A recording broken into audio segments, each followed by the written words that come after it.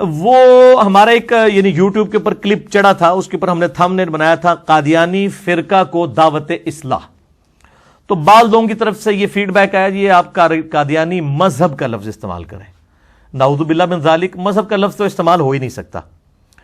تو یہ اب جو ڈفرنس ہیں ان الفاظ کے اندر، اب اگر کسی بندے کو یعنی قرآن کا مطلب نہیں پتا اور وہ اب یہ ڈیمانڈ کرے کہ جی آپ قرآن کا لفظ نہ استعمال کیا کریں اپنے لیکچر میں، کتاب اللہ کہا کریں، مجھے پتہ ہی نہیں چلتا قرآن کس کو کہتے ہیں، تو اللہ دے بندے تو ایجوکیٹ ہو نا.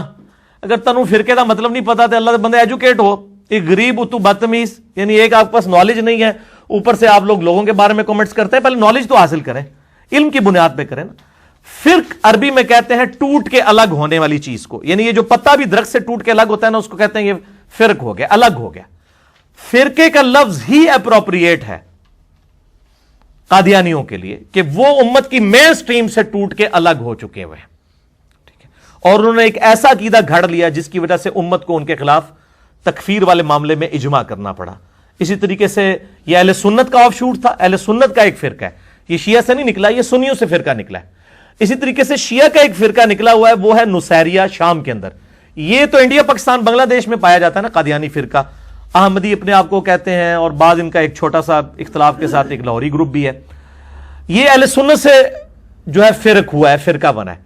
ایک شیعہ سے ٹوٹ کے الگ ہوا ہے، وہ نصیریہ ہے، جو مولا علی رضی اللہ تعالیٰ عنہ علیہ السلام کے لیے الوہیت کلیم کرتے ہیں. ان کو کہتے ہیں وہ نعوذ باللہ خدا ہی ہیں، نعوذ باللہ خدا انسانی شکل میں زمین پر آیا. تو یہ دو فرقے جن کی تکفیر امت نے کی ہے. تو فرقہ کہتے ہیں ٹوٹ کے الگ ہونے والی چیز. مذہب کا لفظ ہوتا ہے روش اور طریقہ. مذہب کا لفظ اسلام کے اندر اسکول آف تھاٹس کے لیے استعمال ہوا ہے. یعنی اہل سنت میں 4 مذاہب ہیں، حنفی، شافعی، مالکی، حنبلی، جو تقلید کرتے ہیں، اور ایک مذہب اہل سنت کا ایسا ہے جو تقلید کو صحیح نہیں سمجھتا، وہ اہل الحدیث ہے. تو 5 مذاہب ہیں اہل سنت کے اندر جو یعنی لوگوں کو نون ہے. اسی طریقے سے اہل تشیع کے اندر بھی مذاہب موجود ہیں، اثنا عشری بھی ہیں، پھر ان کے اندر اسماعیلیہ بھی ہیں، بہریہ بھی ہیں، زیدیہ بھی ہیں. یہ سارے کے سارے جو ہیں ان کے اسکول آف تھاٹ ہیں، یہ مذاہب ہیں. دین سب کا اسلامی ہے. ان الدین عند اللہ الاسلام، اسلام مذہب نہیں ہے، اسلام دین ہے. مذاہب یہ ہے حنفی، شافعی، مالکی، حنبلی، اہل حدیث، اثنا عشری، زیدیہ، اسماعیلیہ، بہریہ، یہ سارے مذاہب ہیں، یعنی روش اور طریقے. ایک اور ورڈ استعمال ہوتا ہے مسلک کا.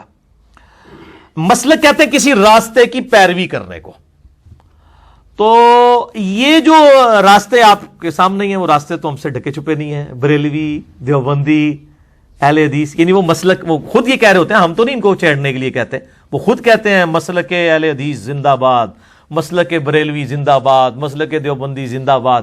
تو مسلک خود لفظ استعمال کر رہے ہوتے ہیں. ان کے لیے ذرا فرقہ لفظ استعمال کریں نا، فرقہ اہل حدیث، تو وہ آپ کو گالیاں نکالیں گے، کبھی بھی نہیں وہ کرنے دیں گے. وہ کہیں گے نہیں ہم فرقہ تو نہیں ہے، یہ تو مسلک اور مذہب ہے. فرقہ ان کو بھی پتا ہے کہ وہ ٹوٹ کے الگ ہونے والا ہے. تو یہ میں نے کلیریفیکیشن اس حوالے سے دے دی. اچھا، ایک اسی سے ملتا جوتا لفظ ہے فقہ، ٹھیک ہے، جو ہم اردو میں استعمال کرتے ہیں. ویسے عربی میں لفظ جو ہے وہ فقہ ہے، ہاں پہ وقف ہوگی. فقہ کہتے ہیں ٹرو انڈرسٹینڈنگ کو، سمجھ بوجھ کو، اور اس سے مراد تقلید نہیں ہے. فقہ جس میں ہوتی ہے وہ تو تقلید کرتا ہی نہیں ہے، وہ تو اجتہاد کرتا ہے.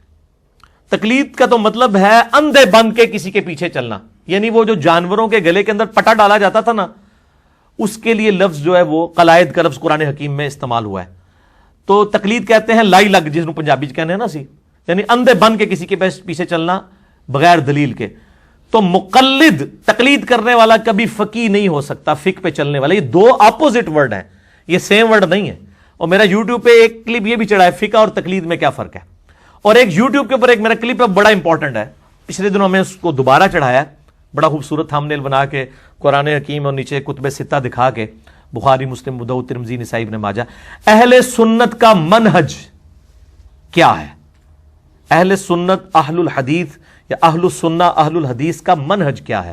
کتاب اللہ، سنت، اجماع امت اور اجتہاد یا قیاس. تو وہ میں نے ڈیٹیل سے اس میں یہ چیزیں بتائی ہیں.